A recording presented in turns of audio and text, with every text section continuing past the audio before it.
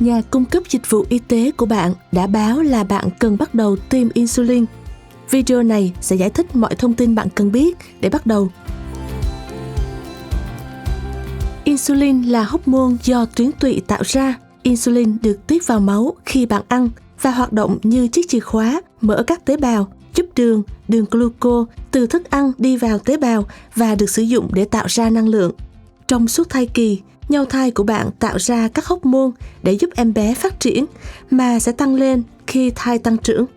Những hormone này khiến insulin hoạt động không bình thường.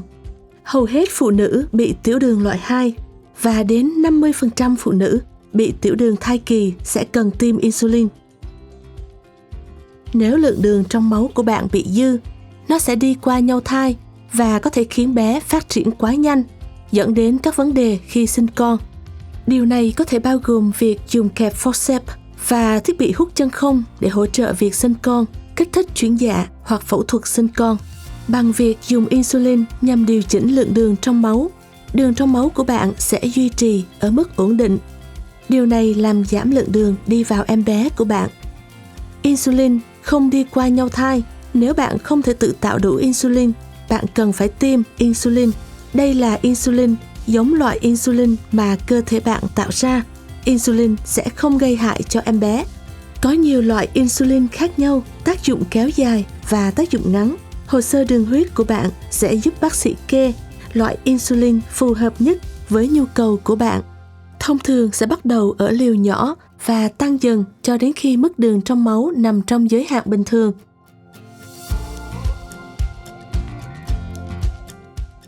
Insulin được tiêm vào mô mỡ ở dưới da. Đây là phần da mềm ở bụng hoặc đùi của bạn. Khi thai kỳ tiến triển, bạn có thể cảm thấy thoải mái hơn khi chỉ tiêm vào đùi.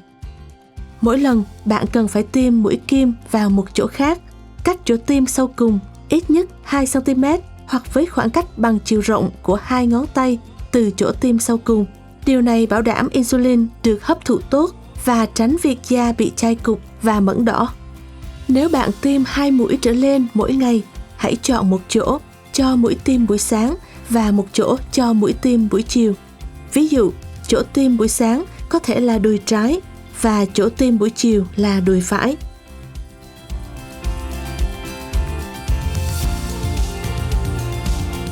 Rotafen là insulin tác dụng kéo dài, được thiết kế để có tác dụng lên đến 24 tiếng. Thuốc này thường được dùng vào buổi tối trước khi đi ngủ. Mức insulin cao nhất là trong vòng 4 đến 12 tiếng sau khi tiêm insulin và điều này giúp giảm lượng đường huyết trước bữa sáng. Làm theo các bước sau để chuẩn bị thiết bị trước khi tiêm.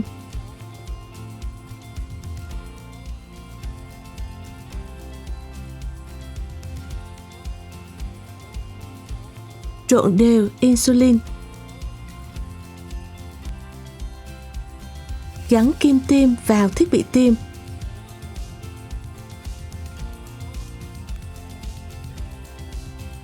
Lấy 2 nắp ra. Chuẩn bị thiết bị bằng cách xoay lên 2 đơn vị insulin.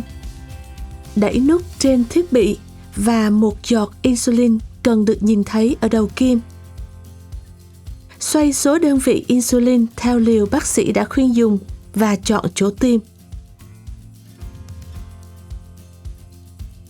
Cắm kim thẳng, không cắm nghiêng.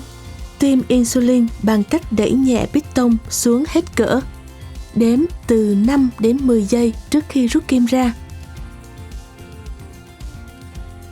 Gắn nắp lớn trở lại để vặn kim tiêm ra và vứt bỏ kim vào thùng đựng vật sắc nhọn.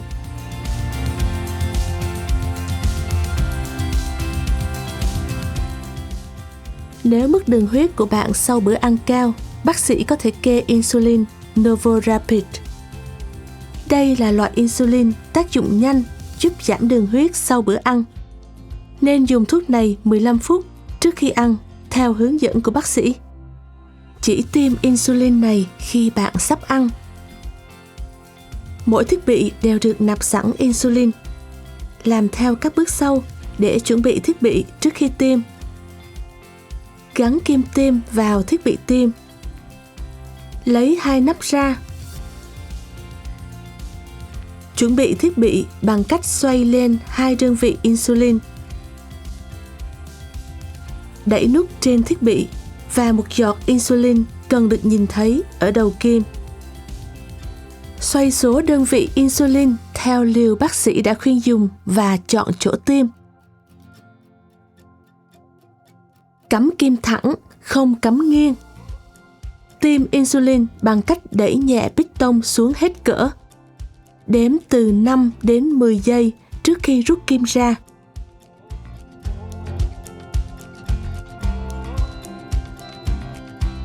Cả hai thiết bị cho Novorapid và Protafen đều có thể được bảo quản ở nhiệt độ phòng.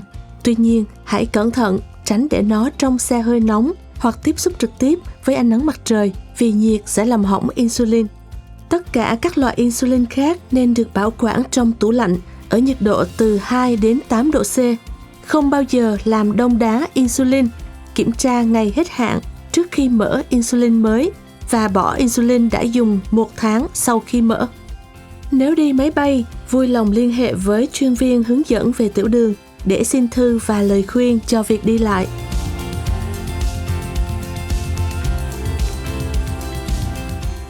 Hạ đường huyết hoặc lượng đường trong máu thấp có thể rất nghiêm trọng. Nếu bạn đang bị bất kỳ triệu chứng nào sau đây, vui lòng kiểm tra mức đường huyết bằng cách đo đường huyết.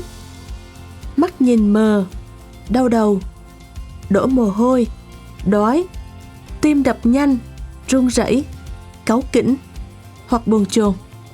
Nếu mức đường huyết là 4 hoặc thấp hơn, chọn một trong những loại tinh bột carbohydrate tác dụng nhanh sau đây: 1 ly nhỏ nước ngọt hoặc nước siro vị trái cây, không phải đồ uống ăn kiêng, 6 đến 7 viên kẹo dẻo hoặc 3 muỗng cà phê đường hoặc mật ong pha với 1 ly nước.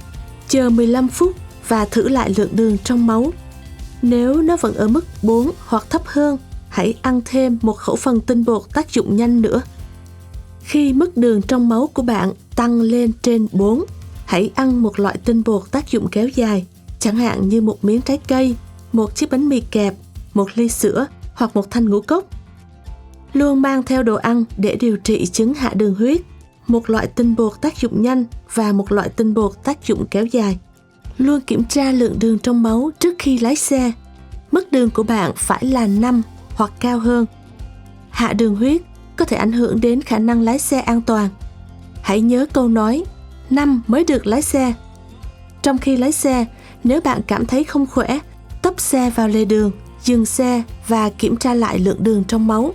Điều trị hạ đường huyết và không lái xe nữa cho đến khi mức đường trong máu của bạn lên trên 5. Hãy cẩn thận không bỏ bữa là một cách quan trọng để phòng ngừa hạ đường huyết. Nếu bạn tập thể dục, hãy mang theo máy đo đường huyết và đồ ăn điều trị hạ đường huyết. Nếu hạ đường huyết không được điều trị, nó có thể dẫn đến lú lẫn và ngất xỉu. Mặc dù trường hợp này hiếm khi xảy ra, hãy nói với gia đình là phải gọi xe cấp cứu nếu nó xảy ra.